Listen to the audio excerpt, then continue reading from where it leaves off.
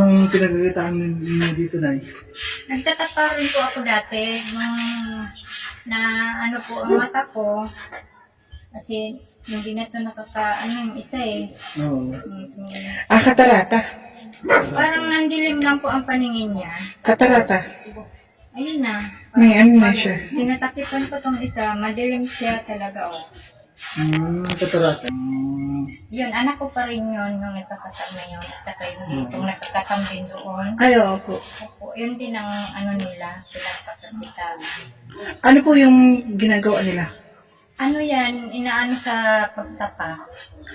Yung nilalagyan ng tapa. Ang pampausok ay si Kuya Bal Santos Matubang.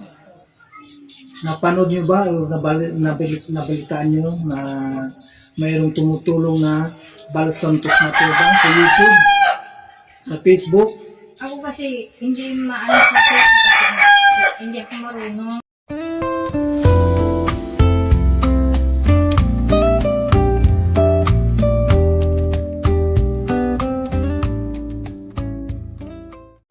Ayun, good evening guys, good afternoon, good morning sa lahat. Welcome to my YouTube channel, Roselski TV. Guys, andito tayo para mag-reaction sa vlog ng isang Kalingap partners. Sila po yung Kalingap partners na hindi nabibigyan ng magagandang views. Hindi katulad ng mga iba, ng mga sikat like Kalingap Edo, Kalingap Jomar, di ba? Pero ito po ay isa sa Kalingap partners na re-reactionan po natin yung kanyang vlog doon sa kanyang charity, sa kanyang pagka-charity, guys, sa kanyang mga upload, sa kanyang beneficiary. At ito po vlog na ito ay kay Kalingap Jose, po.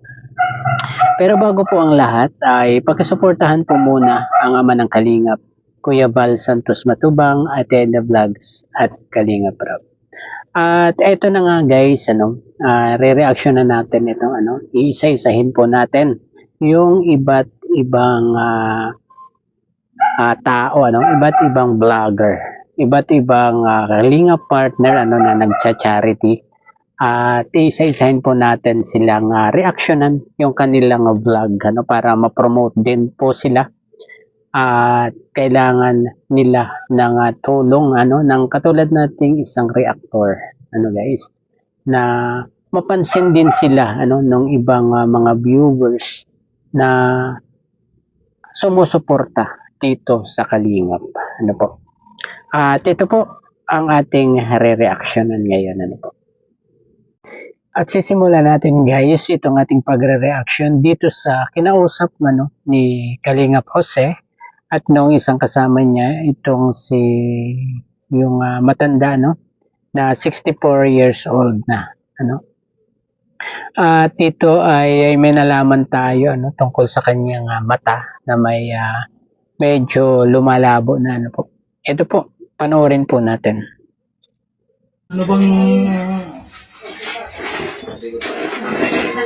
Kayo.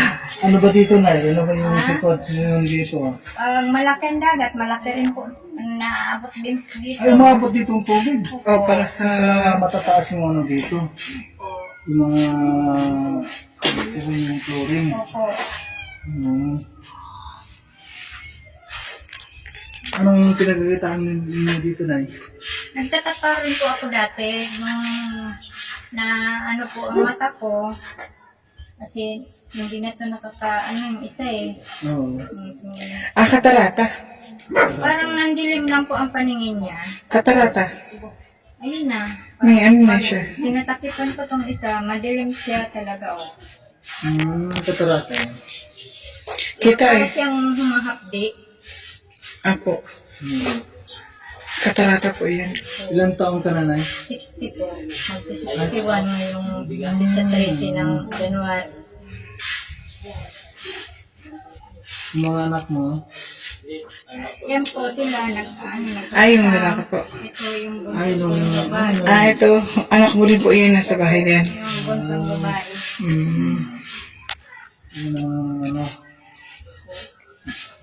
Bali sila dito ay isang Ano lang, compound na dito. oo, 8 silang anak ko.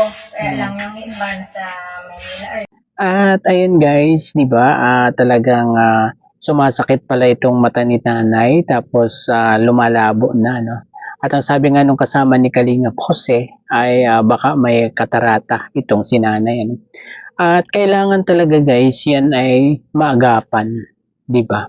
At delikado yan guys, ano, kasi pwedeng mabulag itong si nanay dahil dito sa katarata. Kung katarata nga itong sanhi ng panlalabo at pananakit ng mata nitong si nanay. Ano po? Dito naman po tayo, no, sa patuloy na pakikipag-usap ni Kalingap Jose dito sa matanda. At nabanggit niya dito kung ilan ba ang anak ni nanay at kung sumusuporta ba ito kay nanay. Ito po, panoorin po natin. Bali ilan sila na 8? Yung anak mo. Di sumusuporta naman lahat. Hindi na. Hindi naman po yung doon diretsong support nila kasi may pamilya na rin po sila. Nag-ano rin po sila, nangungupahan din sila doon eh. Kaya lang, nakikiusap din yung mga anak ko na kung may sobra sila, kapapag-sila sa akin. Monthly naman sila. Ibibigay. Hindi nga sabing monthly. Basta pag ano lang, pag meron Pag meron lang na Sobra. Nila. Magkano naman kung may tanong ko lang, magkano naman binibigay? Sapat naman. Minsan, 2,000, kaya 3,000, ganyan. Okay na din. Napagkasya naman sa loob ng isang buwan. Napagkasya ko rin po kasi sabi ko dito sa dalawa ko rin pag medyo may pagkakitaan din dito, mag-ano rin sila para may kami sa pang araw-araw. So, paano tayo? Kaya ba na may post natin yung ating video sa YouTube? Opo. At ayan guys, talagang 8 pala itong anak ni nanay. At napakarami palang anak nito, no. At sumusuporta daw naman pala itong kanyang mga anak dito, Yun lang ay hindi talaga buwan-buwan, Sa abot lamang ng makakaya ng mga anak kasi nga sabi nga ni nanay ay umuupa din yung mga anak niya. At walang sariling bahay, kaya umuupa ng tirahan itong mga to. At yun ay naunawaan naman itong si nanay, mabait talaga si nanay. At talagang naunawaan niya na kung minsan ay hindi siya maabutan nitong kanyang mga anak, guys. At kawawa talaga itong si nanay dito. Dahil ayun nga, 'di ba? Lumalabo na yung kanyang paningin, At ang kagandahan naman dito kay Kalingap Jose ay tinanong niya itong si nanay kung pwedeng i-upload sa YouTube at pumayag naman itong si nanay, guys. At yun ay dapat kasi malay natin may maawa na sponsor kay nanay at magbigay at mag-sponsor sa pagpapagamot nitong mata ni nanay. Guys, sana nga magkaroon ng sponsor itong si nanay para naman magamot yung kanyang nararamdaman, yung kanyang mata na lumalabo na. Po.